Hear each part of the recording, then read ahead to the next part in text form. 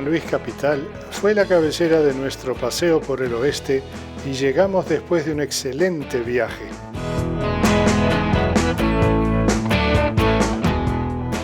Luego de instalarnos en el hotel, hicimos un paseo corto por las calles del centro para visitar plazas y edificios, y antes que nos corriera la lluvia, cerramos la noche con una exquisita pasta.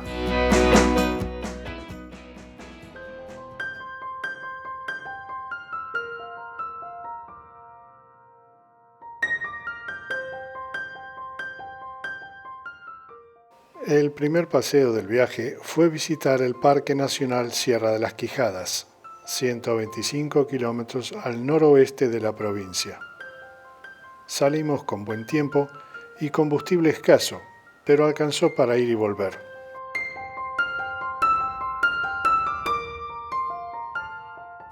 Yendo desde la capital, el trayecto no cuenta con estaciones de servicio y la más cercana está a 11 kilómetros del parque.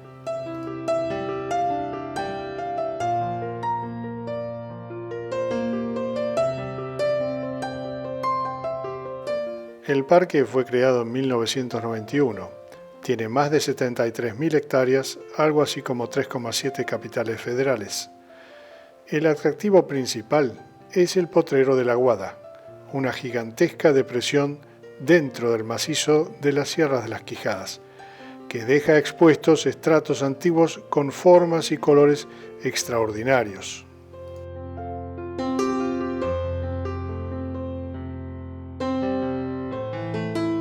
Llegamos temprano y tuvimos suerte ya que no pagamos entrada. Pudimos recorrerlo casi sin cruzarnos con otros turistas, que llegaron cuando ya habíamos terminado la vuelta.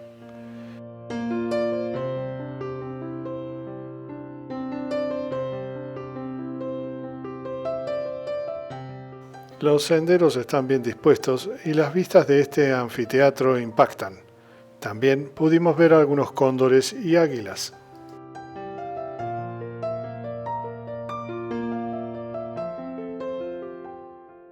En un momento todo el espacio colapsó. El celular del Besia se negaba a funcionar y no hacía más que calentarse.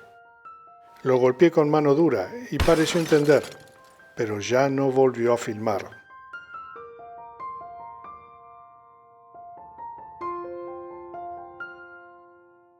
El regreso fue lento porque había que ahorrar combustible y llegamos con los últimos vapores de nafta.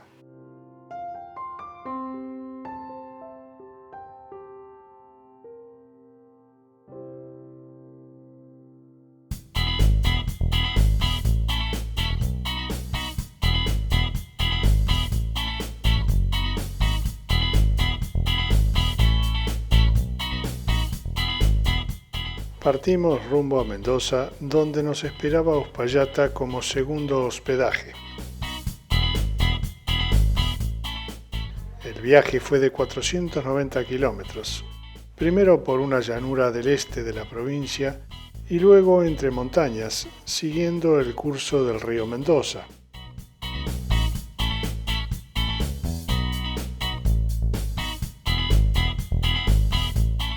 Paramos cerca del embalse de Potrerillos para unas fotos románticas de rigor y a pocos kilómetros volvimos a parar para una pizza también de rigor.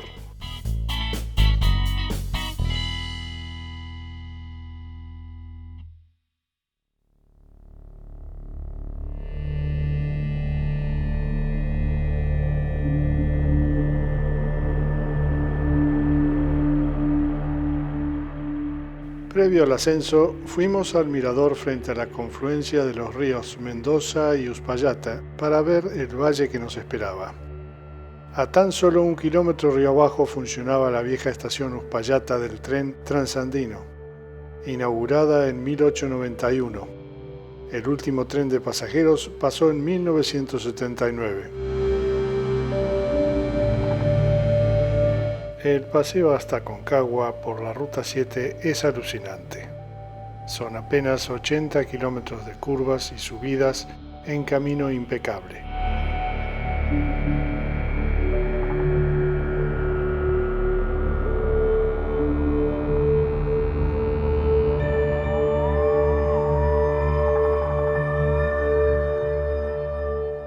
Pasamos por el centro de esquí Los Penitentes y finalmente llegamos al ingreso del Parque Provincial Aconcagua.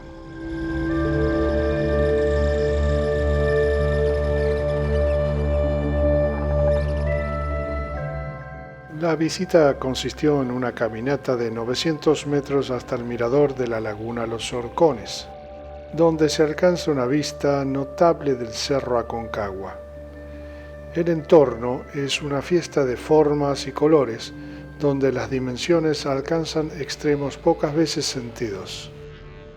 Desde este mirador se aprecia la cara sur del cerro, una pared vertical de casi 3.000 metros, muy difícil para el ascenso, tanto que apenas una centena de montañistas lograron hacer cumbre por esa ruta. Sin embargo, varios miles lo hacen cada verano desde la pared norte, donde la dificultad es mucho menor.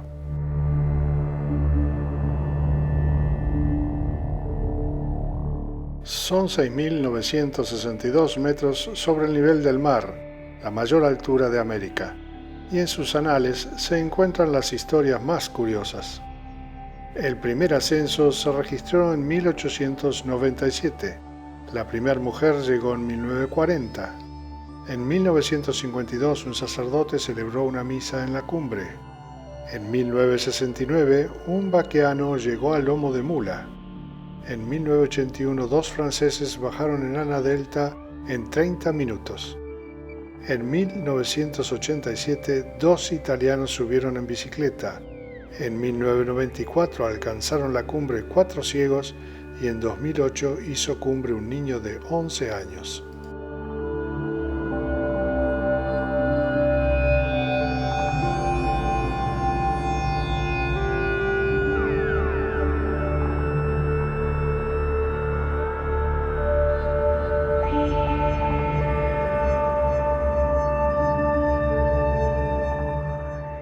A nosotros nos bastó caminar unos 2.400 metros más para sentirnos superalpinistas.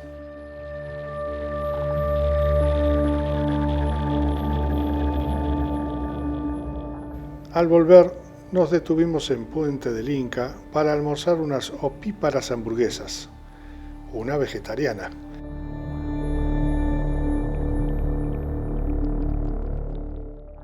Los baños termales que se ven en el Puente del Inca pertenecían a un lujoso hotel que se destruyó en una luz en 1965, pero ahora no se puede acceder a ellos.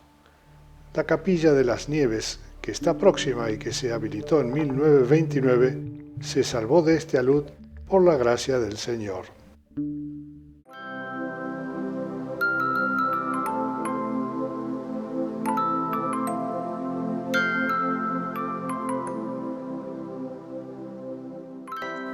Salimos de Uspallata rumbo a Barreal, nuestro tercer hospedaje a 487 kilómetros con casi 32 kilómetros de ripio.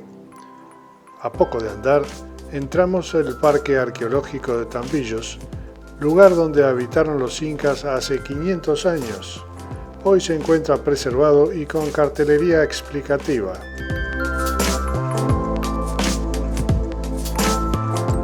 Los incas descendieron del Perú a estas latitudes a través de dos rutas más o menos paralelas a los Andes, una por el este, hoy Argentina, y otra por el oeste, hoy Chile.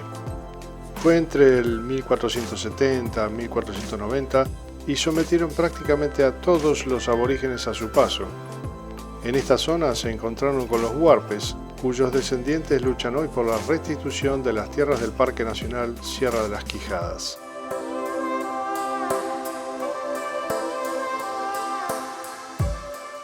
Justo al ingresar a San Juan, nos detuvimos para consultar a unos arrieros si estábamos en el camino correcto, pero nos ignoraron cual esfinges.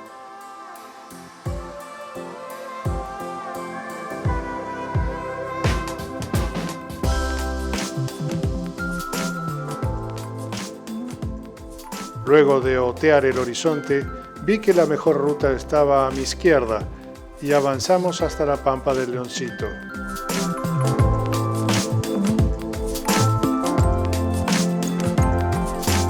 Una planicie seca de 10 kilómetros de largo y que hace 11.000 años era una laguna. Hoy aprovechan esta cancha y los vientos que pueden llegar a los 100 km por hora para practicar carrovelismo.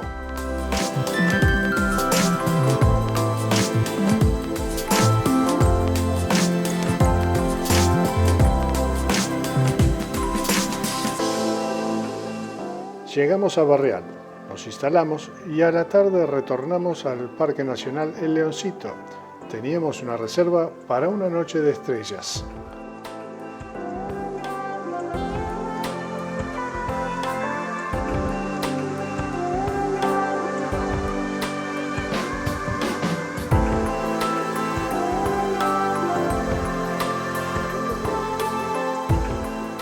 El parque ocupa lo que hacia 1800 era una estancia que aprovechaba el microambiente de los bolsones interserranos, provista de canales para riego, barreras arbóreas y pequeñas pampas de pastoreo.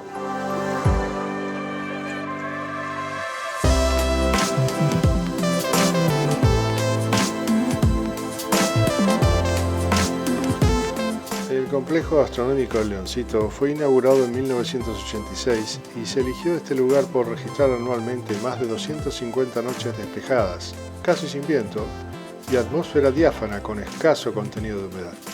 Es un ámbito operado por el CONICET donde los investigadores de todo el mundo lo visitan para hacer observaciones e investigaciones.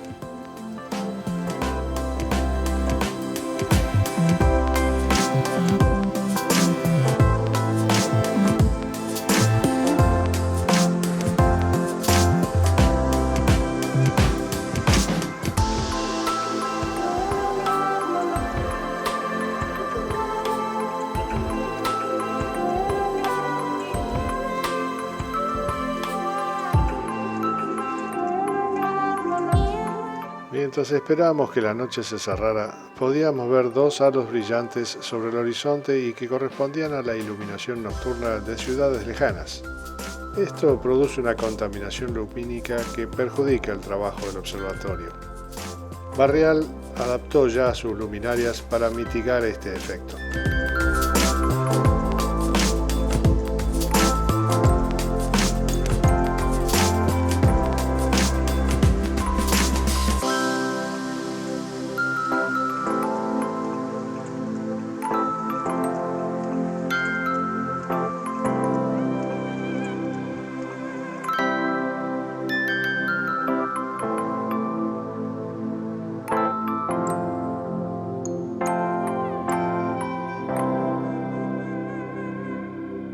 La telescopiada terminó a las 11 de la noche y volvimos con los ojos totalmente estrellados.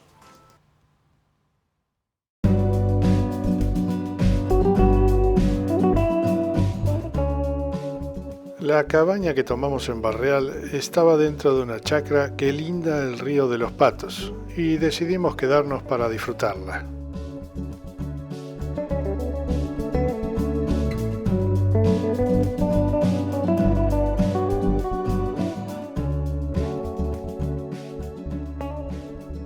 Paseamos por los cuadros de manzanas, membrillos, vides, pero lo más vistoso resultaban los corrales y la cordillera de fondo.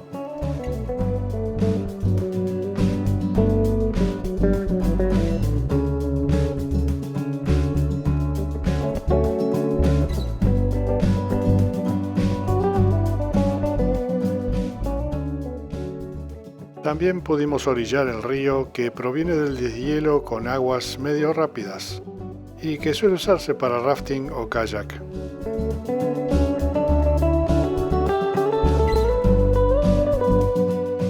La comarca estuvo poblada por los huarpes hasta que se subordinó al Imperio Inca hacia 1480 y pese a que ya transcurrieron algunos siglos, el pueblo parece vivir con una cautivante modorra.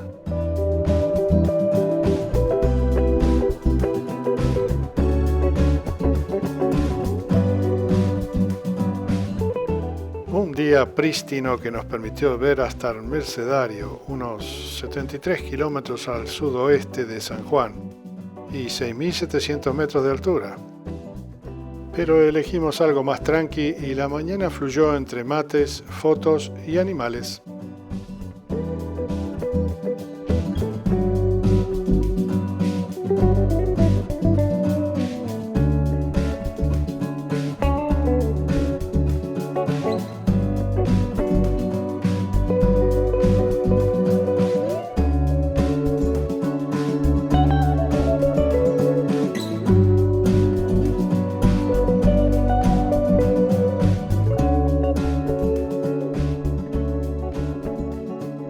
tarde alternamos entre pileta con hidromasajes, campeonato de ping pong y merienda hipercalórica.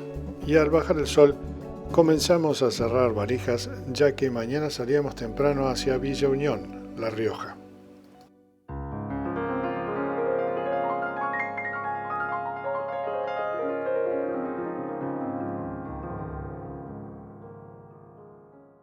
A poco de salir, cerca de Calingasta, nos llamó la atención una media docena de extensos miradores al lado de la ruta y que resultaron ser el producto de una remediación ambiental por las antiguas escombreras de sulfato.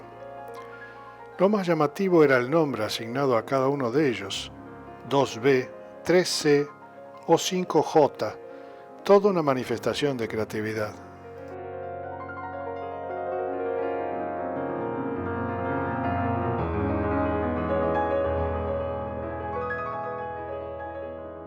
Almorzamos en San José de Jáchal para luego introducirnos en la cuesta de Huaco, una ruta provincial algo humilde, de a ratos insegura, que culmina con un mirador majestuoso, desde el que se alcanza a ver la sierra de Valle Fértil.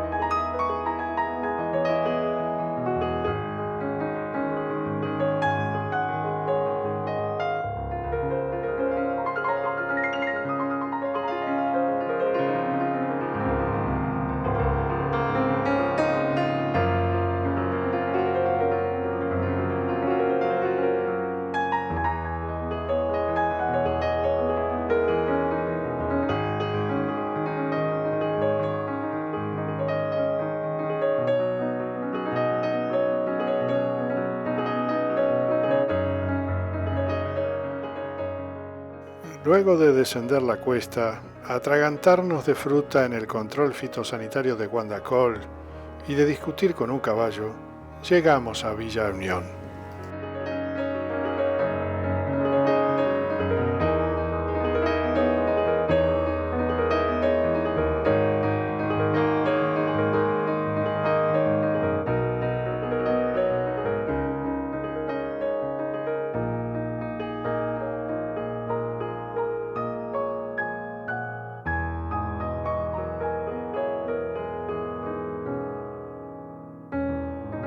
Nos instalamos en una cabaña muy cómoda que lindaba con un viñedo y rápidamente disparamos al mercadito a comprar todo lo necesario para disfrutar de unas reconfortantes proteínas.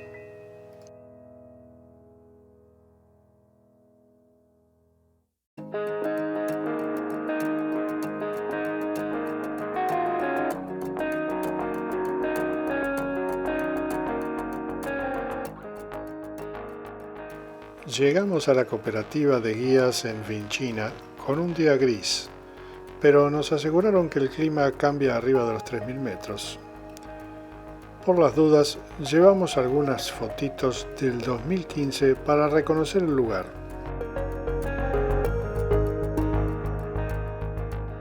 Partimos en caravana de 3 autos y nos adentramos en la quebrada de la Troya, un camino lleno de vericuetos y curiosidades geológicas que nos demandaban stop a cada rato.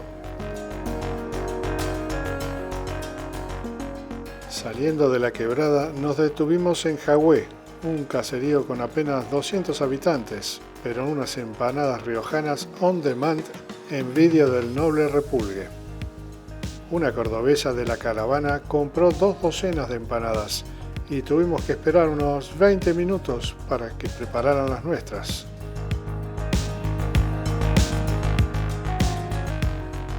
Desde 1880 el pueblo era un sitio de engorde del ganado que era arriado hacia Chile. El último cruce de ganado ocurrió en el año 1958. Hoy los pobladores tratan de subsistir con el turismo, que es solo de paso.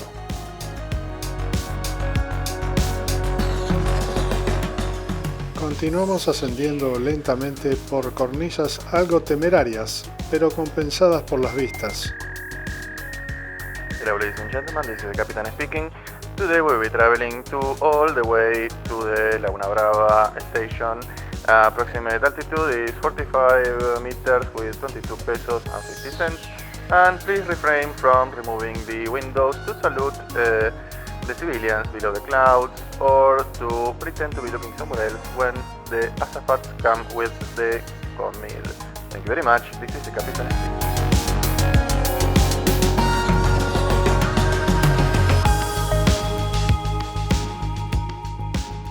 La reserva Laguna Brava se constituyó en el 2003 en un sitio Ramsar, es decir, un humedal de importancia internacional. No obstante, en el 2012, la provincia la declaró de usos múltiples y unas 18 empresas mineras disponían permisos para explotar más de la mitad de su superficie. En 2014, la nación resolvió dejar sin efecto la decisión provincial. Veremos cómo se resuelven los intereses.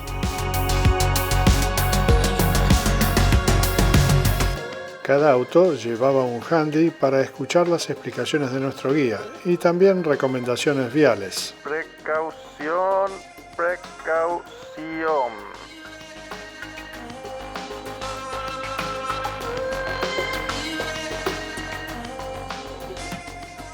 Helvecia era nuestra encargada de comunicaciones y respondía todas las preguntas del guía. Hola, sí, estamos perfectos, estamos bien, acá el móvil 1 estamos bien.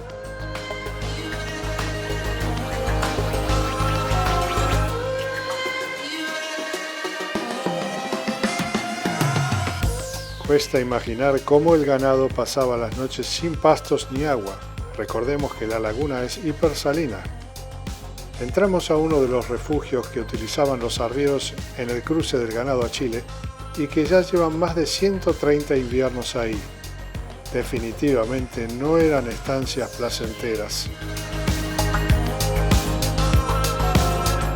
Cuenta el cuento que los arrieros cargaban varias botellas de whisky y pisco en jagüey para tolerar las travesías.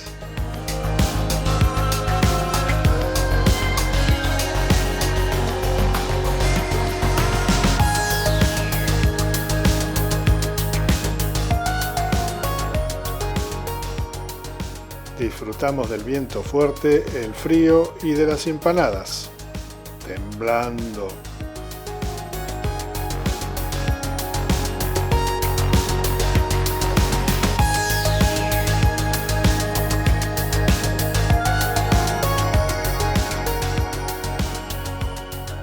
Luego nos mudamos a la parte sur del lago, donde también se reúnen los flamencos y se encuentran los restos del avión que tuvo un aterrizaje de emergencia allá por el año 1964.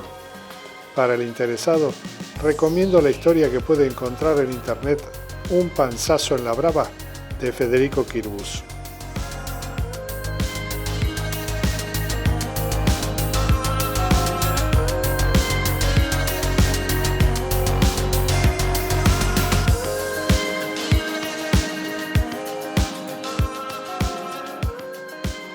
Y regresamos por el mismo camino, pero con otras vistas y otros amigos.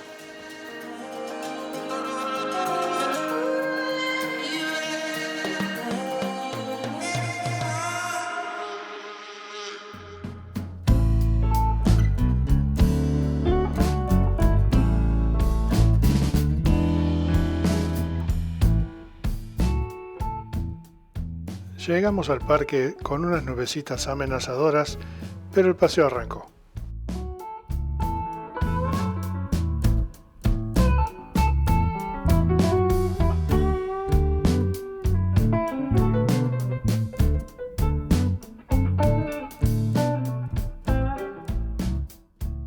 La zona tuvo acceso vehicular recién en la década de 1970, cuando se construye la ruta que une Villa Unión con Patquía, y es entonces que se crea el parque provincial que luego se transfiere a la nación. El cañón tiene unos 60 millones de años, pero sus paredes, de 150 metros de altura, archivan secretos de más de 225 millones. Pero además de todo este vejestorio, la administración de parques se ocupa por la salud de la vida que la habita. La actividad ganadera que se practica en la zona hace que sea común ver burros, vacas o cabras por el parque y que compiten directamente por el alimento con las especies que se busca conservar. Pero esos pobladores y sus ganados ya estaban ahí mucho antes que el Estado. Derechos en pugna.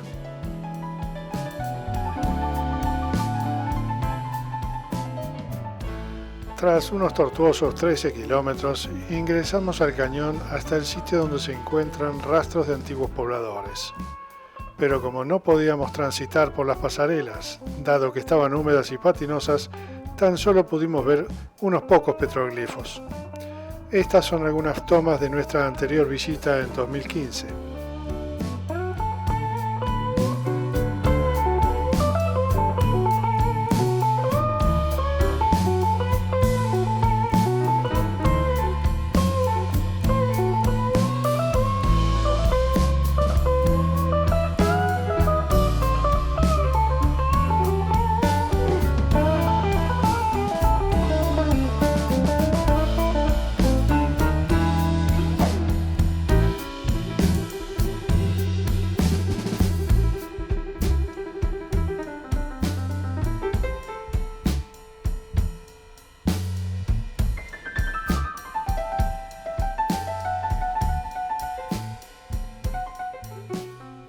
Luego paramos para deleitar una mesa de frutos secos, dulces, jugos y vino.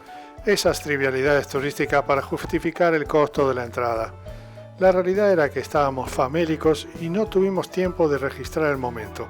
Van algunas fotos de archivo histórico.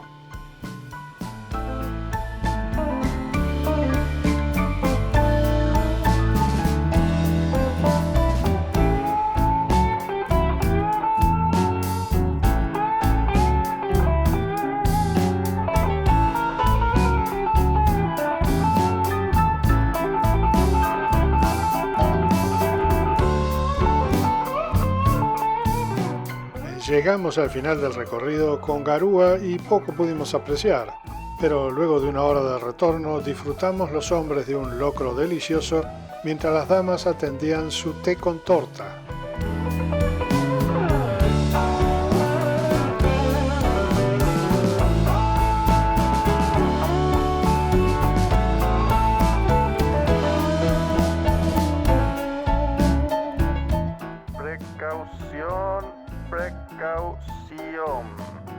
Y nos esperaban esas criaturas que eran muy convincentes.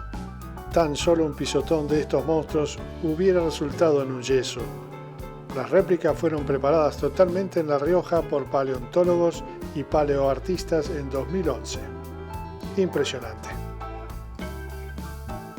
Ya de vuelta en Villa Unión y tras un duro campeonato de ping pong que nos clasificó al Mundial de Corea, preparamos una sopita de verduras y luego las valijas. Mañana nos mudamos.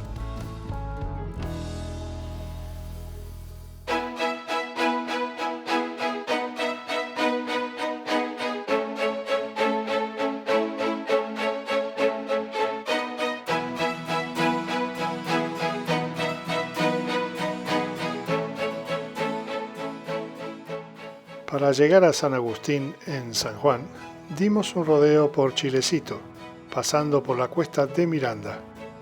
Este tramo de la Ruta Nacional 40 se pavimentó en 2015 y tiene varios miradores con vistas imponentes.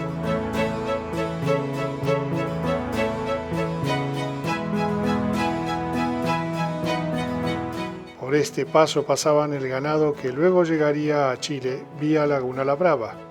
Las vaquitas venían de las provincias de Buenos Aires o Córdoba en tren hasta Nonogasta, donde comenzaban una caminata de 600 kilómetros hasta Copiapó para luego ser exportadas vía Océano Pacífico.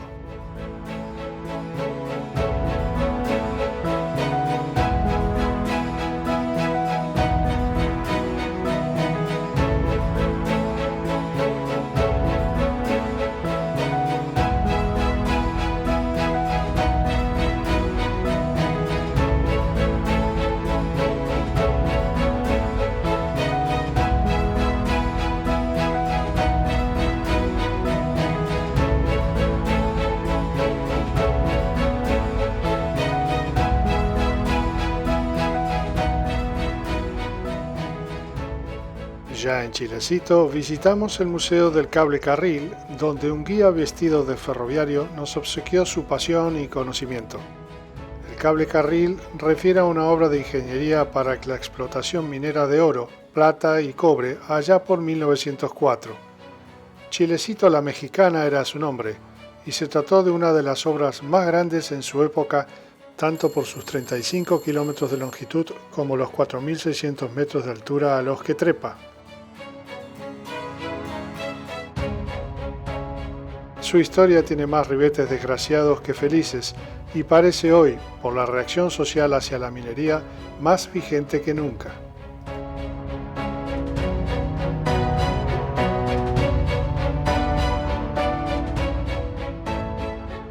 Seguimos con una sandwicheada en la plaza de Chilecito para después visitar la cooperativa de vinos La Riojana, donde compramos algunas provisiones.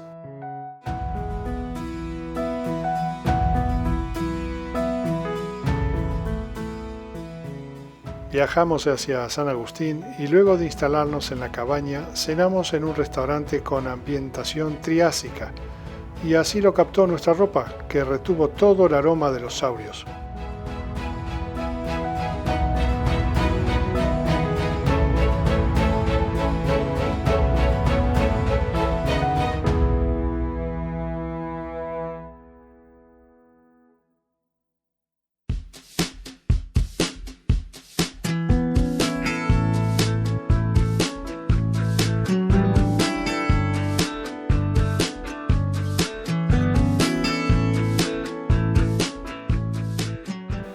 Salimos un día fantástico y llegamos minutos antes de arrancar la excursión. Adentro se recorren 40 kilómetros y se para en 5 estaciones, donde el guía hace su trabajo. A las 11 ya estábamos segundos en la caravana de 9 autos y 2 motos. Pero hablando de transporte, quede registrado que el sinuoso trayecto fue conducido por Helvetia, quien demostró maestría en traslados de confort. Pero esto solo fue una degustación de lo que vendría más adelante.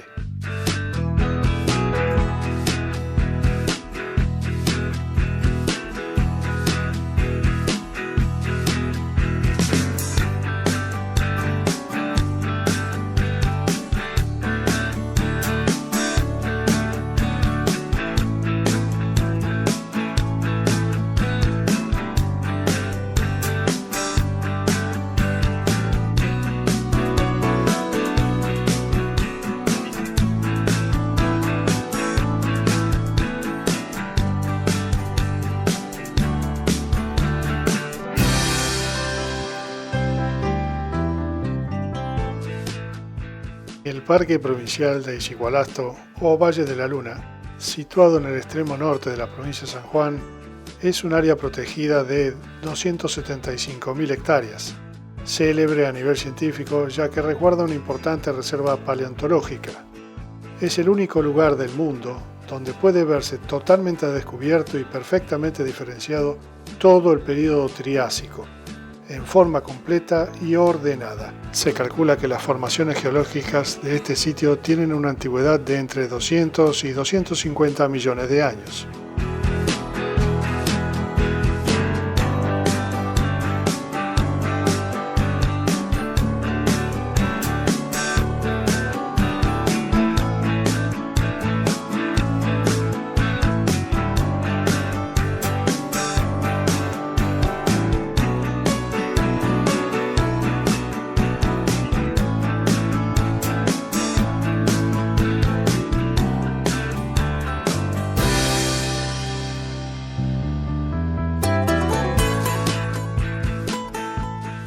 En el año 2015, el submarino contaba con 2 torres, pero tras un fuerte viento, una de ellas se desplomó.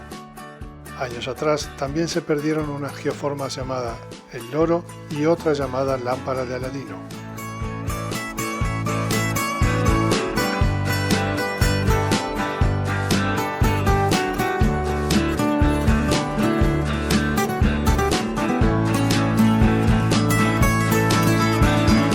Visitamos el museo donde se recrea un sitio con restos a medio excavar. También pasamos por el bar donde compramos los peores sándwiches de la región. Seguramente reciclan y los preparan con los restos ya excavados.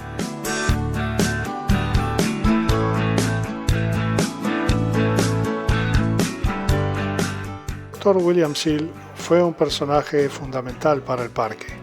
Americano afincado en San Juan, oímos sus relatos sobre los orígenes de Ichigualasto.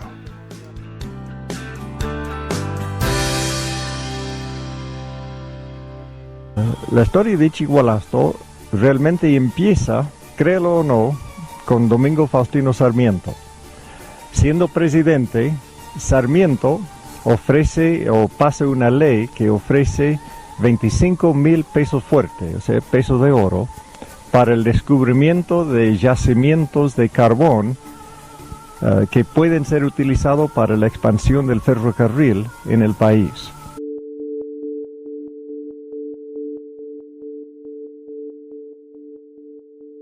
Y siguieron con la explotación del carbón hasta 1920. Pero como lo extraído debía transportarse únicamente a mula, resultó antieconómico. El área se salvó de la explotación minera.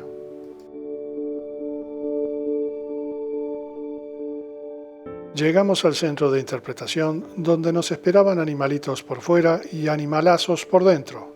Un verdadero laberinto del terror.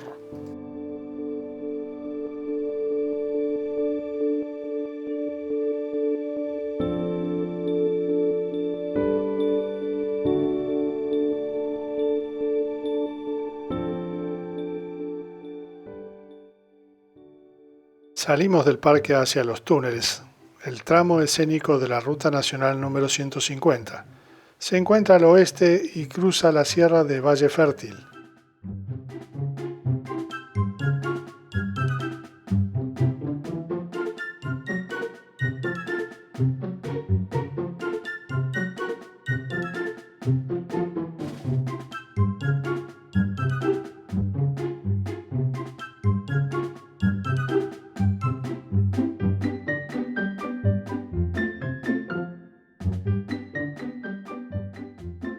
La cuesta del Paganzo tiene una longitud de 37 kilómetros, con 6 túneles, 5 puentes y fue pavimentada en 2014.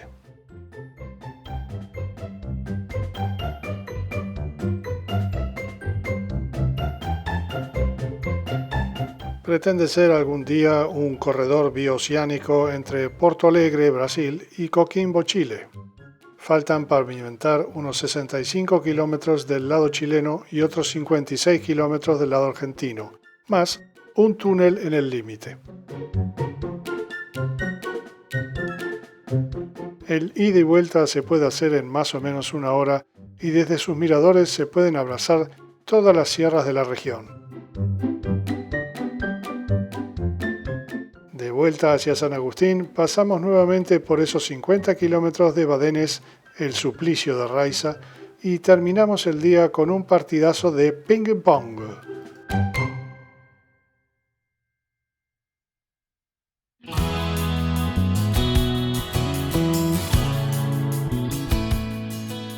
Por la mañana fuimos hasta Usno para visitar el Museo Piedras del Mundo, un emprendimiento de 2 geólogos que además se apasionan por la flora y fauna local.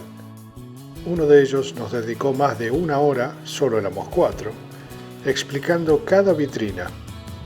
Ni hablar de lo prolijo, limpio, iluminado o de la cartelería. Vale la visita tan solo por ver el alcance de la iniciativa.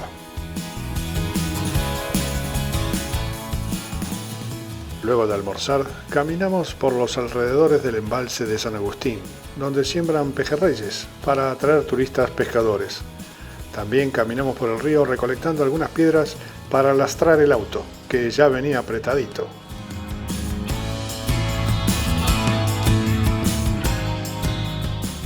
Por la tarde nos acercamos a la bodega Don Antonio, donde su dueño Daniel Sánchez nos paseó por su chacra dedicándonos casi una hora a nosotros solos. Enterado de la especialidad de Raiza, le explicó a Ray algo del manejo de los cultivos y cómo combatía las plagas. Mientras tanto, una centena de canastos de uva esperaban ingresar a los tanques para una nueva edición de su Tanat. Se fueron sumando turistas y prosiguió con las explicaciones, ahora de vinificación.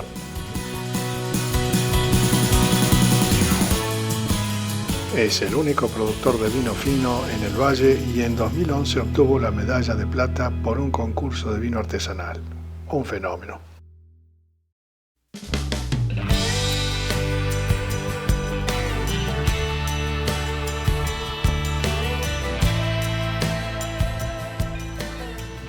Dejamos San Juan pasando por Chepes, donde comimos unas empanadas y un corte de ruta.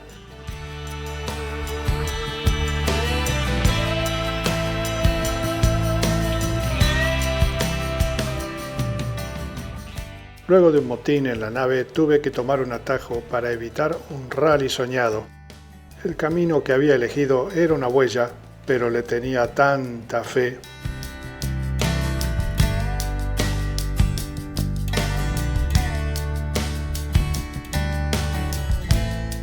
Finalmente llegamos a Mina Clavero y luego de aprovisionarnos llegamos a la cabaña a unos 8 kilómetros de la ciudad, subiendo por el camino de altas cumbres.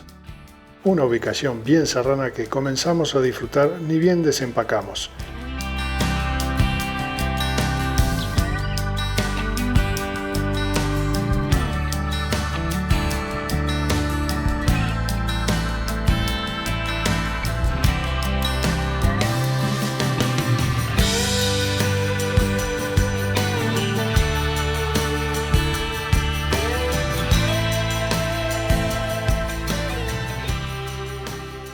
Parecía que todo era para nosotros y que la tarde nos estaba esperando.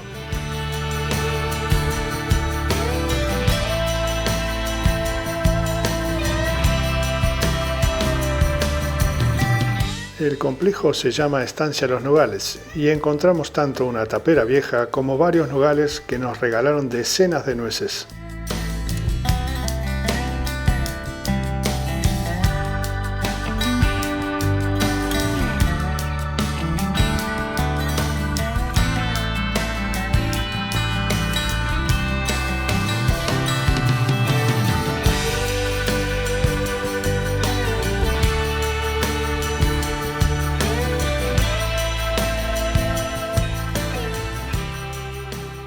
Caminamos hasta una lomadita para abrazar todo el valle de San Javier y ver cómo el sol pintaba con sus últimos colores.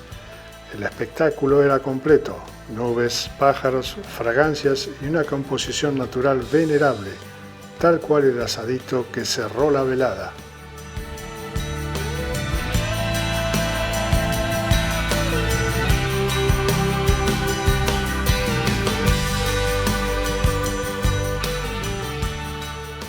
Mientras parrillábamos, unos caballos se arrimaron a la cabaña y los convidamos con trozos de manzana que devoraron. Al día siguiente, y luego de algunas formalidades, salimos rumbo a Altagracia.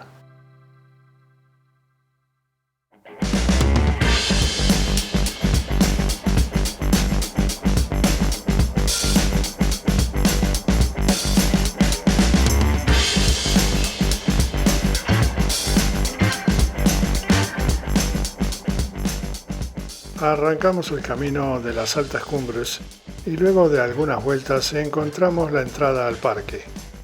El paseo consistía en un trekking de 6 kilómetros con dificultad media y algo de alta para llegar al mirador norte donde se avistan cóndores.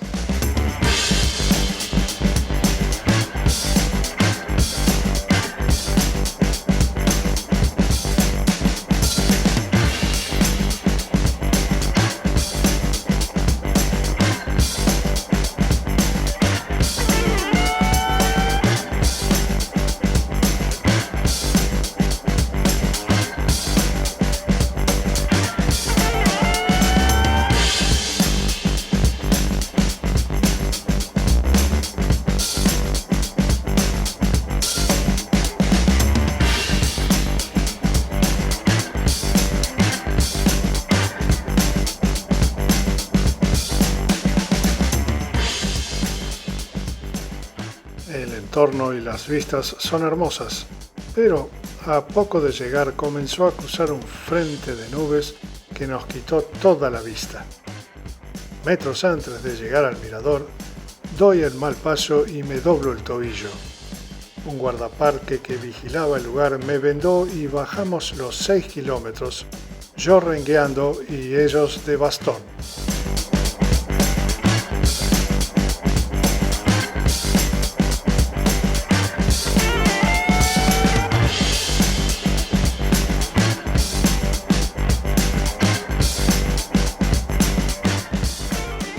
Mi desquite había llegado. No podía manejar. El descenso hacia Altagracia lo hizo Helvecia con niebla, cornisas y un sinnúmero de curvas. Y mis insufribles recomendaciones.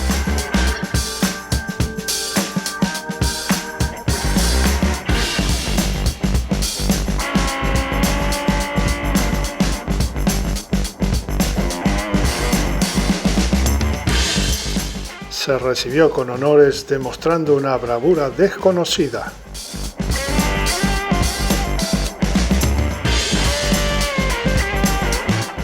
Nos instalamos en el departamento, que era muy moderno, y fuimos hasta una clínica para verificar mi pie.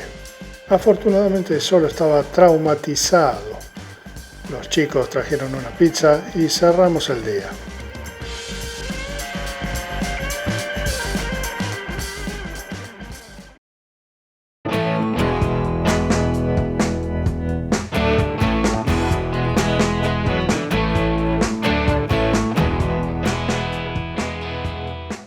Al día siguiente emprendimos la vuelta a casa y claro, Helvecia al volante.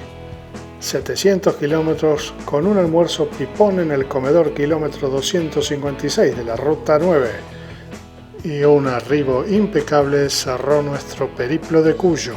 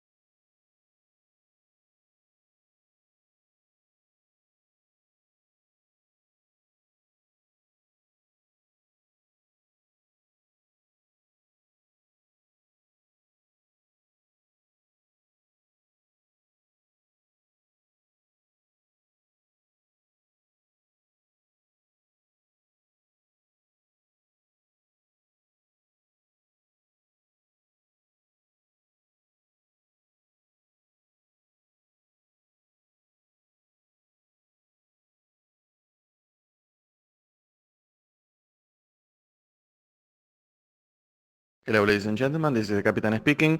Today we'll be traveling all the way to the Laguna Brava station. Approximate altitude is 45 meters with 22 pesos and 50 cents. And please refrain from removing the windows to salute the civilians below the clouds or to pretend to be looking somewhere else when the azafats come with the Comid. Thank you very much. This is the Captain speaking.